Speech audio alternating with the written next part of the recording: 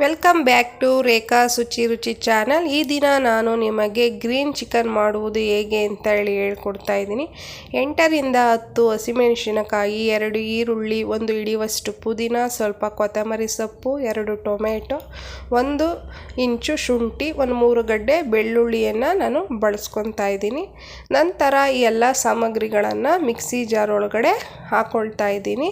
ಯಾವುದೇ ರೀತಿಯಲ್ಲೂ ನಾನು ಎಣ್ಣೆ ಹಾಕಿ ಫ್ರೈ ಮಾಡ್ಕೊಂಡಿಲ್ಲ. ನೀವು ನೋಡ್ತಾ ಇರ್ಬೋದು, ಹಸಿಯಾಗೆ ನಾನು ರುಬ್ಬೋದಕ್ಕೆ ಹಾಕ್ಕೊಳ್ತಾ ಇದ್ದೀನಿ. ಈ ರೀತಿ ಹಸಿ ಮಸಾಲವನ್ನು ರುಬ್ಕೊಂಡು ಗ್ರೀನ್ ಚಿಕನನ್ನು ಮಾಡಿ ತುಂಬಾ ಟೇಸ್ಟಿಯಾಗಿರುತ್ತೆ. 1 ಸ್ಪೂನು ಉರಿಗಡಲೆ, ಅರ್ಧ ಸ್ಪೂನು ಪೆಪ್ಪರ್, ಅರ್ಧ ಸ್ಪೂನು ಜೀರಿಗೆ, 3 ಲವಂಗ, 1 ಏಲಕ್ಕಿ, 1 ಚಕ್ಕೆಯನ್ನು ನಾನು ಸೇರಿಸ್ಕೊಳ್ತಾ ಇದ್ದೀನಿ ಮಸಾಲ ರುಬ್ಬೋದಕ್ಕೆ. ಹಸಿ ತೆಂಗಿನಕಾಯಿ ತುರಿಯನ್ನು ಸಹ 3 ಸ್ಪೂನು ಹಾಕ್ಕೊಳ್ತಾ ಇದ್ದೀನಿ. ಇನ್ನೊಂದು 2 ಸ್ಪೂನ್ ಹಾಕ್ಕೊಂಡ್ರೂ ಏನು ಟೇಸ್ಟು ಬದಲಾಗೋದಿಲ್ಲ. ಇನ್ನೂ ಚೆನ್ನಾಗೆ ಟೇಸ್ಟು ಬರುತ್ತೆ. ತೆಂಗಿನಕಾಯಿ ತುರಿಯನ್ನು ಸೇರಿಸೋದ್ರಿಂದ ಸ್ವಲ್ಪ ನೀರನ್ನು ಹಾಕಿ ಚೆನ್ನಾಗೆ ನುಣ್ಣಗೆ ರುಬ್ಕೋಬೇಕು. ತರಿಯಾಗಿ ರುಬ್ಕೋಬೇಡಿ, ಆದಷ್ಟು ನುಣ್ಣಗೆ ರುಬ್ಕೊಳ್ಳಿ ಮಸಾಲವನ್ನು. 1 kg ಚಿಕನನ್ನು ನಾನು ತೆಗೆದುಕೊಂಡು ಚೆನ್ನಾಗಿ ವಾಶ್ ಮಾಡಿ ಇಟ್ಕೊಂಡಿದ್ದೀನಿ. 3 ಸಲಿನಾದ್ರೂ ನೀವು ನೀರು ಹಾಕಿ ತೊಳ್ಕೊಬೇಕು, ಆಗ ಚಿಕನ್ನು ಸ್ಮೆಲ್ ಬರೋದಿಲ್ಲ. ಹಾಗಾಗಿ ಒಂದು ಪಾತ್ರೆಯನ್ನು ಇಟ್ಟು ಪಾತ್ರೆ ಬಿಸಿಯಾದ ನಂತರ 2 ಸ್ಪೂನು ಎಣ್ಣೆಯನ್ನು ಸೇರಿಸಿ ಎಣ್ಣೆ ಬಿಸಿಯಾಗೋದಕ್ಕೆ ಬಿಡಿ. ಲೋ ಫ್ಲೇಮಲ್ಲೇ ಇಟ್ಕೊಳ್ಳಿ. ಎಣ್ಣೆ ಬಿಸಿಯಾದ ನಂತರ ಒಂದು ಅರ್ಧ ಈರುಳ್ಳಿಯನ್ನು ನಾನು ಒಗ್ಗರಣೆಗೆ ಹಾಕ್ಕೊಳ್ತಾ ಇದ್ದೀನಿ. ಸಣ್ಣ ಪೀಸ್ಗಳಾಗೆ ಮಾಡಿ ಸ್ವಲ್ಪ ಲೈಟ್ ಬ್ರೌನ್ ಬರೋವರೆಗೂ ಈರುಳ್ಳಿಯನ್ನು ಫ್ರೈ ಮಾಡ್ಕೊಳ್ಳಿ. ನಂತರ 1 ಸ್ಪೂನಷ್ಟು ಕಸ್ತೂರಿ ಮೇಥಿಯನ್ನು ನಾನು ಈ ಒಗ್ಗರಣೆಗೆ ಸೇರಿಸ್ಕೊಳ್ತಾ ಇದ್ದೀನಿ. ಕಸ್ತೂರಿ ಮೇಥಿನೂ ಅಷ್ಟೇ ತುಂಬ ಫ್ಲೇವರ್ ಕೊಡುತ್ತೆ ಒಂದು ಗ್ರೀನ್ ಚಿಕನ್ ಕರಿಗೆ.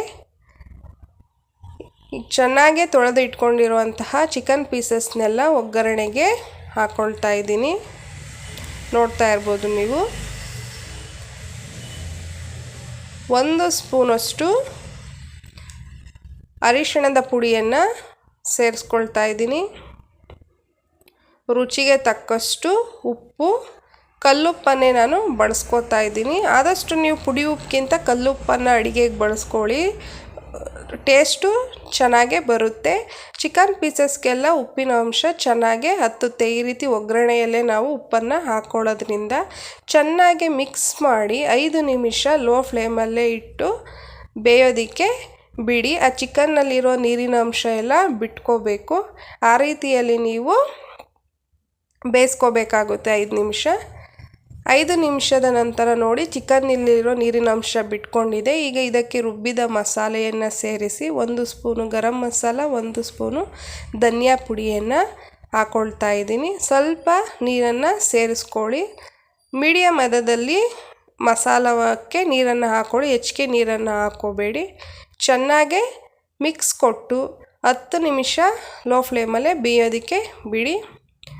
ನೋಡಿ, ಗ್ರೀನ್ ಚಿಕನ್ ರೆಡಿಯಾಗಿದೆ.